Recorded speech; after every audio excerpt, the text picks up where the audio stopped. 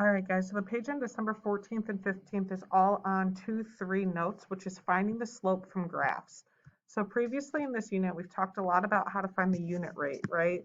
We know the unit rate is our change in y over our change in x. And we've also talked a lot about this idea of, okay, if I have a graph, where does it hit my y-intercept, right? If I have y is equal to mx plus b, this b is my y-intercept or my starting point, and this m is my rate of change, or now this is going to be called my slope in this section.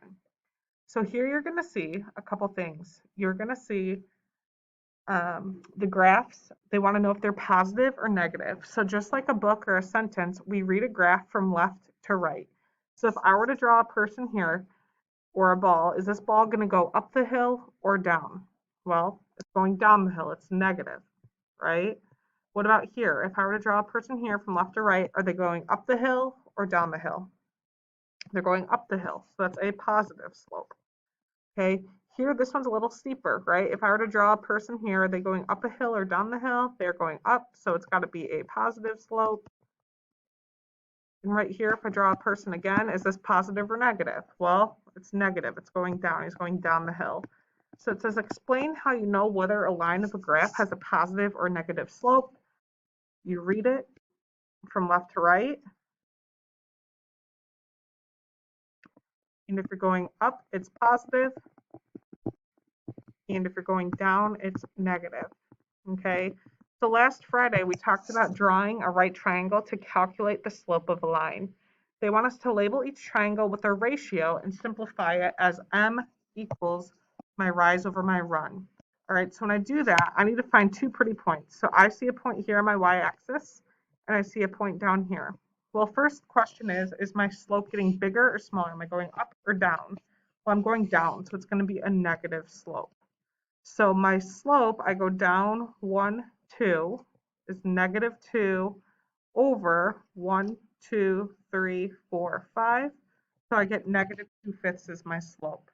Okay, some of you may have seen a slope of negative 10, because I go down 10, or sorry, down 4 over 10. So some of you may have seen negative 4/10. Let's simplify that slope to negative 2/5. All right, let's try this next one. Same idea, find two pretty points. So I see a point here and I see a point over here. I also see a point right here in the middle.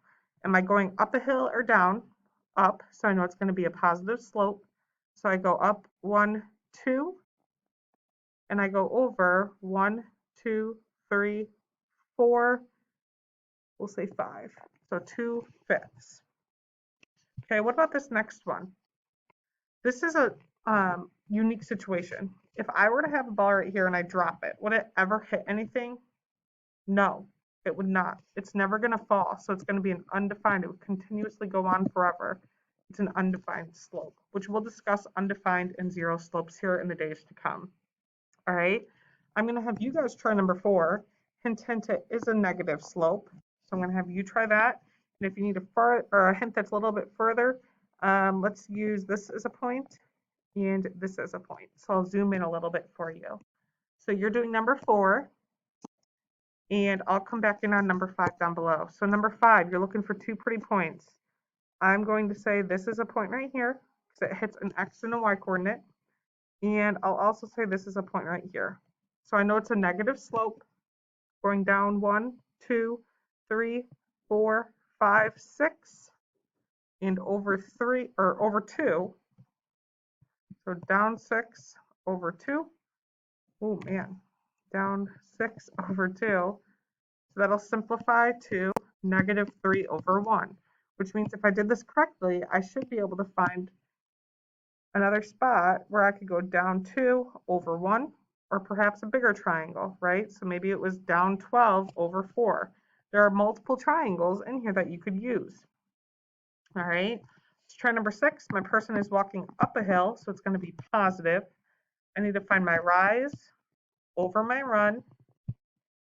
So let's find two pretty spots. Looks like there's one here and one here. So I go up 1, 2, 3, 4, 5, 6, 7, 8, and over 2.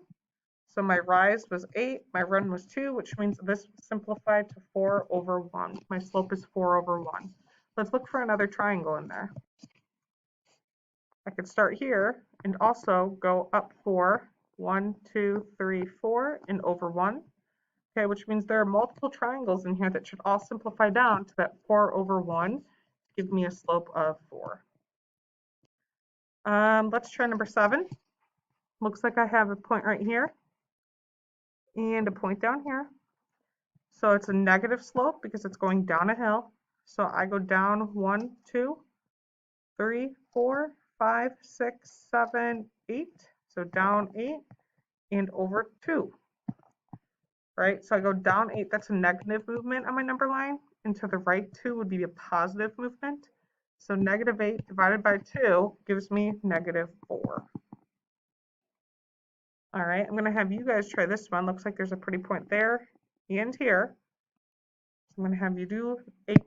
So you've done 4. You're doing 8. I'll come back in on 9.